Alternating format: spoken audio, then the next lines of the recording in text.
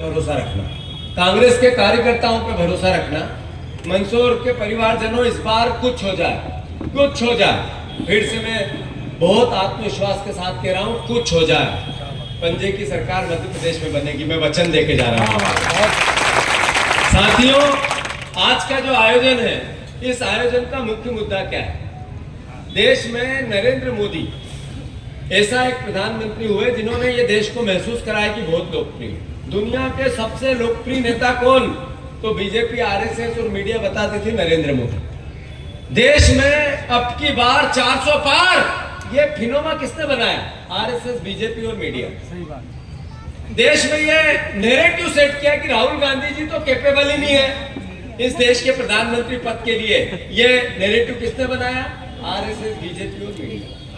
मैं आप सबसे कहना, और सोशल ये बोलना जरूरी है, पर जब राहुल गांधी जी ने देश के संविधान की किताब हाथ में ली और पूरे देश में घूमे और देश के लोगों से बात की और कहा संविधान बचाना है, तो इनको 240 की बैसाखी पे नरेंद्र मोदी को ला दिया कि नहीं ला दिया? ला दिया या नहीं ला दिया? अभी जब मैं आपसे बात कर रहा हूँ, इस महीने सोशल मीडिया पर एक रिपोर्ट आई है, नरेंद्र मोदी की जो टीआरपी है, जो लोकप्रियता है, वो 25%, राहुल गांधी जी की 100%। मैं मीडिया को अनुरोध करना चाहता हूँ, सोशल मीडिया की रिपोर्ट है, आप सब चेक कर सकते हो, बुद्धिमान लोग हो, हमने भी ट्वीट किया है, मैंने भी किया है। राहुल गांधी जी की जो लोकप्रियता मोदी से 75%, 50% ज्यादा है। उनकी 75%, मोदी की 25%। देश में राहुल गांधी ने कहा कि देश के प्रधानमंत्री, देश का प्रधानमंत्री होता हम विपक्ष के, हमें जनता ने जो जनादेश दिया सर माथे पे। पर मध्य प्रदेश में माहौल तो कांग्रेस की सरकार था, हार कैसे गए? था या नहीं था? अरे महाराष्ट्र में एक तरफा 100 दिन पहले लोकसभा में कांग्रेस और उसका गठबंधन जीता, थोड़े दिन बाद बीजेपी जीत गई विधानसभा में। राहुल गांधी पूरा देश हथ ले गया, मीडिया भी बता रही थी कि मध्य प्रदेश में कांग्रेस की सरकार बनेगी, महाराष्ट्र में कांग्रेस की सरकार बनेगी, एग्जिट पोल भी बता रहे थे। पर हुआ कैसे? थोड़ी सोच में अंतर आया, सवाल उठे, ईवीएम में गड़बड़ है, आवाज तो आती है। फिर लोगों से बात करते हैं, मैं चुनाव हारा नाटा जी, तो मेरी धर्मपत्नी मुझे इस बार कहा, वो जनसंपर्क करती थी, कि इन्हीं बार तुम्हारा कोई न भी तुम्हारा विरोध नहीं करे, सबके भैया के दांगा वोट। मैंने देखा कि यार चलो इस बार हमारा भी आकलन था कि मैं 28,000 वोट से चुनाव जीतूंगा, हमारे हर वोट पे हम हर बूथ पे वोट पहले ही गिन लेते, उस हिसाब से हमें 28,000 के आसपास कुछ भी कर लो, जितना तो था ही। मेरे पिताजी ने कहा कि बेटा इन बार सब यूं गिरा है कि यार जीतू भैया तो प्रदेश का नेता है, तो आगे का आसान ऊंचा उनको कैसा हरा ही सकता है, सब थारी साथ है। एक शिकायत न विकास की, न मेरे व्यवहार की, न मेरे स्वभाव की। साइकिल मैंने जितनी चलाई, अगर ईमानदारी से मैं रिकॉर्ड बनाऊं तो कोई राजनीतिक व्यक्ति पूरे दुनिया में ऐसा नहीं होगा इतनी साइकिल छापो जितना मेरा। उसके बाद भी हार गया, लंबे वोट से हार गया। मैं टेंशन में, मैंने कहा इतने खराब आदमी अपन, इतने बुरे हार गए, कुछ बोले कैसे? मेरे को पता चला था 70,000 वोट मेरी विधानसभा में एकदम से आखिरी समय में बढ़े थे। हमने उसकी आपत्तियां ली थी, यहाँ जिला निर्वाचन आयुक्त में ली थी, हमने मध्य प्रदेश निर्वाचन में भी ली थी और देश में भी ली थी और हाई कोर्ट भी गए। पर चुनाव के 3 महीने पहले जब ये घनमथन हुआ तो इसकी बात बाहर आए तो और माहौल खराब हो जाए। इसके बीच में ही मुझे, जैसे ही मैं चुनाव हारा और 3 दिन में मुझे ये दायित्व दे दिया, तो मैं कांग्रेस को आगे बढ़ाने में लग गया।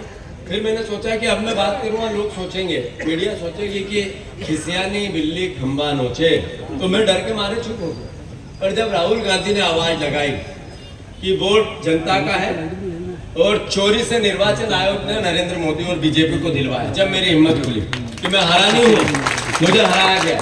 ऐसे ही कितनी विधानसभा है मध्य प्रदेश में, वो हारा नहीं है। नाटा जी आप नहीं हारे, आपको हराया गया। मंदसौर की कई सीटें इसी तरीके से निर्वाचन आयोग ने बीजेपी से मिली भगत, निर्वाचन आयोग ने नीमच के वोट मंदसौर में, मंदसौर के रतलाम में, रतलाम के उज्जैन में, उज्जैन के मंदसौर में, इस तरीके से आरएसएस के साथ मिलकर कई लोगों को चुनाव हराया है। इसलिए आपसे आग्रह है, ये वोट चोर गद्दी छोड़, वोट चोर। ऐसे ही देश में 35 सीटें 30,000 से नीचे जीती हुई, 35 सीटें 30,000 से नीचे जीती हुई। एक सीट का उदाहरण राहुल गांधी ने दिया उसका हिसाब निर्वाचन आयोग नहीं दे पाया, नरेंद्र मोदी नहीं दे पाया, बीजेपी नहीं दे पाई। उनने दावा किया ये सत्य करो, आज तक नहीं हुआ। निर्वाचन आयोग ने प्रेस कॉन्फ्रेंस ली, ऐसी बात कर रहे थे जैसे बीजेपी का पन्ना प्रभारी कर रहा है। सही है कि गलत? तो इसलिए मैं आप सबसे हाथ जोड़ के निवेदन कर रहा हूं, राहुल गांधी भी कर रहे हैं कि ये राजनीतिक लड़ाई नहीं है, ये चुनाव जीतने और हारने की लड़ाई नहीं है, ये देश के संविधान को बचाने की लड़ाई है, ये लोकतंत्र को बचाने की लड़ाई है, ये जनता के एक वोट के अधिकार को बचाने की लड़ाई है। अरे एक वोट से हम सरपंच चुनते हैं और वो सही काम नहीं करता है तो उसके कान खींचते और अगले वोट से हरा देते। सही है कि गलत? अगर वोट की चोरी करके सरपंच बनेगा तो वो भ्रष्टाचार करेगा और किसी जनता को पूछेगा क्या? ऐसे ही सांसद, ऐसे ही विधायक, ऐसे ही पार्षद, अगर इसी तरीके से चलता रहा तो एक दिन तो यह तानाशाही आ जाएगी। तो कांग्रेस जिसने देश आजाद कराया हमारे पूर्वजों में, क्या हमें दायित्व नहीं है कि हम लोकतंत्र बचाएं? है या नहीं है? राहुल गांधी यही काम कर रहे हैं, हमारी ड्यूटी है उनका साथ देना। राहुल गांधी यही लड़ाई लड़ रहे हैं। अभी कोई चुनाव नहीं है, न देश में है न प्रदेश में है, फिर भी हम वोट चोरी का आंदोलन में क्यों अपने आप को झोंक दिया?